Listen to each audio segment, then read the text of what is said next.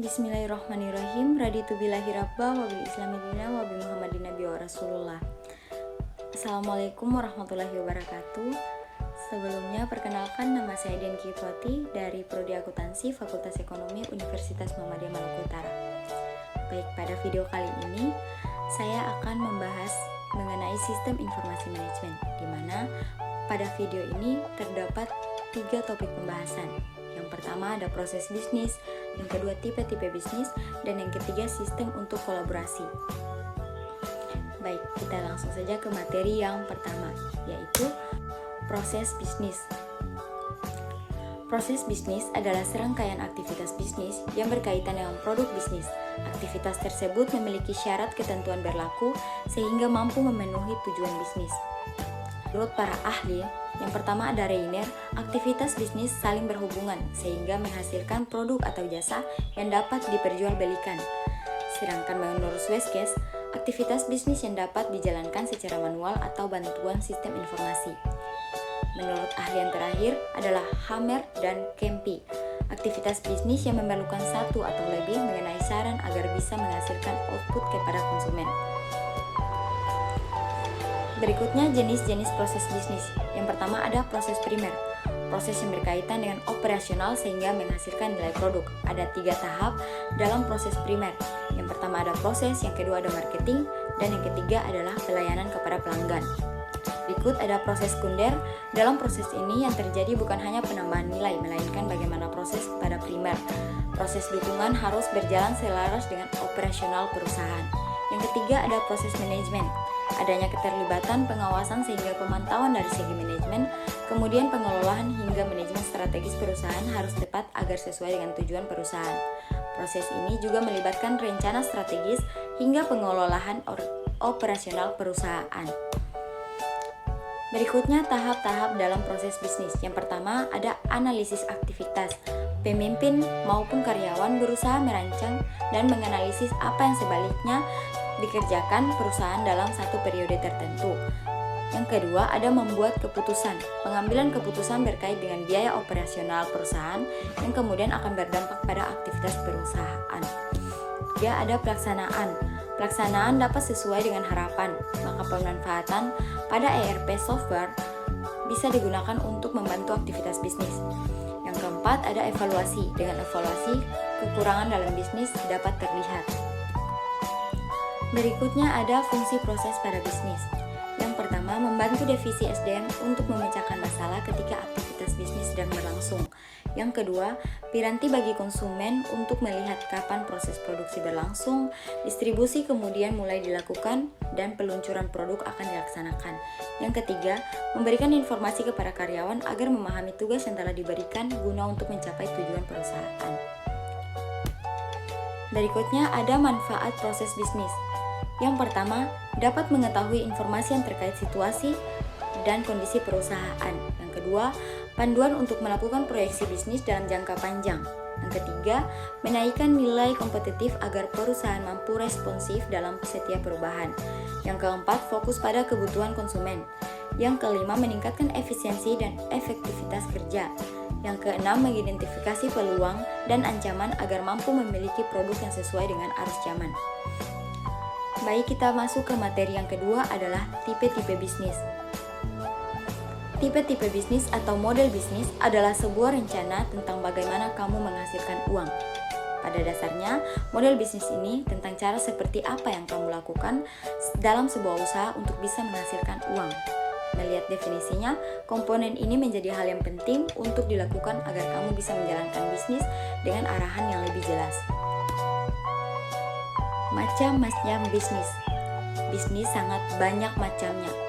Dilihat dari sektor ekonomi, terdapat berbagai macam jenis bisnis. Seperti di bawah ini. Yang pertama ada bisnis pertanian, yang kedua bisnis produksi bahan mentah, yang ketiga bisnis manufaktur, yang keempat bisnis konstruksi, yang kelima bisnis transportasi, yang keenam bisnis komunikasi, yang ketujuh bisnis perdagangan besar atau kecil, yang kedelapan bisnis finansial, yang kesembilan bisnis jasa. Selanjutnya jenis-jenis model bisnis. Yang pertama ada dropship. Dropship menjadi model bisnis yang sering dijumpai pada usaha jual beli online. Model ini sangat bersahabat bagi para pemula karena model yang dibutuhkan tidak besar dan minim risiko.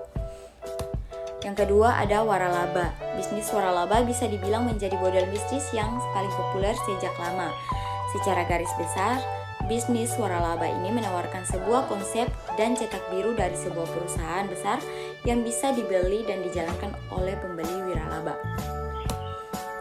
Yang ketiga ada marketplace. Marketplace menjadi salah satu model bisnis yang cukup populer dalam beberapa tahun terakhir ini. Dalam model ini, bisnis kamu berperan sebagai tempat bertemunya antara penjual dan pembeli secara online. Yang keempat ada model freemium. Penamaan model bisnis ini mengarah kepada bagaimana sebuah bisnis bisa mendapatkan pelanggan, sekaligus mendaur profit di masa depan. Yang kelima model langganan. Model bisnis ini bisa diterapkan pada bisnis tradisional maupun bisnis online, seperti sekarang yang sedang marak ini. Kalau dilihat dari jenis-jenis bisnis berdasarkan kegiatannya, terdapat 4. Yang pertama ada bisnis ekstraktif, bisnis yang berkaitan dengan pertambahan, yakni usaha yang melakukan aktivitas penggalian barang tambang yang ada di dalam perut bumi. Yang kedua, bisnis agraris, kegiatan usaha yang terjadi pada sektor pertanian, perkebunan, kehutanan, peternakan, dan perikanan. Yang ketiga, bisnis industri. Bisnis ini jenis yang bergerak dalam bidang manufaktur, contohnya seperti industri kapal laut, pesawat, kertas, mebel, tekstil, dan lain-lain. Yang keempat, ada bisnis jasa. Kegiatan usaha yang produknya bukan barang jadi, namun sebuah usaha, misalnya seperti pendidikan, perbankan, kesehatan, pariwisata, dan masih banyak lainnya. Karakter bisnis. Berikut karakter atau ciri-ciri yang dimiliki bisnis di dalam dunia perekonomian. Dapat dilakukan oleh perorangan, kelompok, organisasi, lembaga, maupun institusi. Berkaitan dengan berbagai barang atau jasa yang dibutuhkan oleh manusia. Bertujuan untuk mencari keuntungan, laba atau profit. Kegiatan usaha yang menentukan suatu harga yang sesuai. Terdapat kemungkinan mengalami kerugian dalam pelaksanaannya. Yang terakhir pada materi ini adalah sistem untuk kolaborasi. Sistem untuk kolaborasi adalah bekerja sama-sama dengan orang lain untuk mencapai tujuan bersama.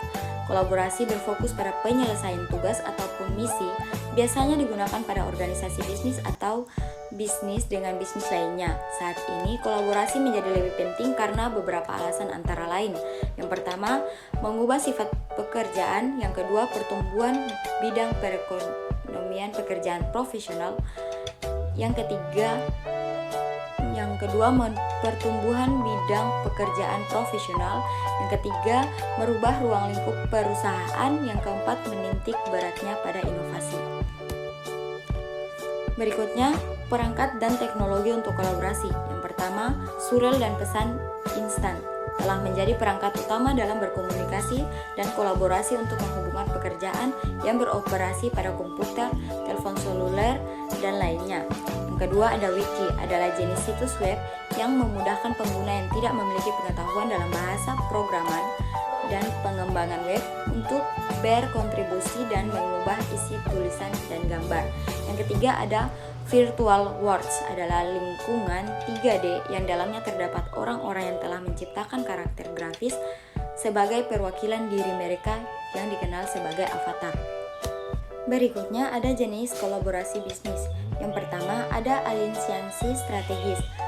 Aliansi strategis adalah jenis kolaborasi bisnis yang paling mendasar dan biasanya mampu bertahan lama dalam hal menghasilkan inovasi. Jenis kolaborasi ini menggabungkan sumber daya dan juga upaya dari dua bisnis atau lebih agar bisa mencapai tujuan strategisnya. Yang kedua ada portofolio. Portofolio akan lebih fokus dalam menyerap praktik terbaik dan pengamanan kerjasama yang sudah berjalan, lalu akan diterapkan dalam bisnis secara internal. Bentuk kolaborasi ini juga banyak dikenal dengan co-creation. Yang ketiga ada jaringan inovasi. Jaringan ini mencakup perusahaan atau berbagai jenis bisnis yang berbagai tujuan riset dan pengembangan yang berkaitan dengan produk, proses, jasa layanan, dan juga model bisnis. Yang keempat, ekosistem.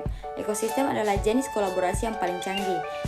Jenis kerjasama ini dipercaya mampu meningkatkan kesejahteraan kolektif maupun individu.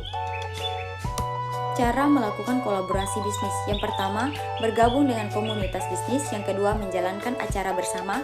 Yang ketiga, pertukaran keterampilan. Yang keempat, ada promosi silang dan SEO branding. Yang kelima, ada mengadakan kompetensi. Yang keenam, cari mentor. Yang ketujuh, influencer media sosial. Yang kedelapan, tawaran bersama untuk pekerjaan. Yang kesembilan, sewa ruang dan pop-up. Yang kesepuluh, program rujukan. Yang terakhir adalah manfaat kolaborasi bisnis. Yang pertama, membangun kesadaran dan pengakuan merek. Yang kedua, meningkatkan keterlibatan pengguna. Yang ketiga, membangun basis konsumen yang lebih besar dan lebih beragam. Yang keempat, membangun daftar pemasaran email Anda. Yang kelima, kredibilitas merek. Yang keenam, hemat biaya. Baik, itulah materi yang tadi sudah saya jelaskan. Lebih dan kurangnya saya mohon maaf. Saya akhiri dengan kata wabillahi taufiq wal hidayah. Wassalamualaikum warahmatullahi wabarakatuh.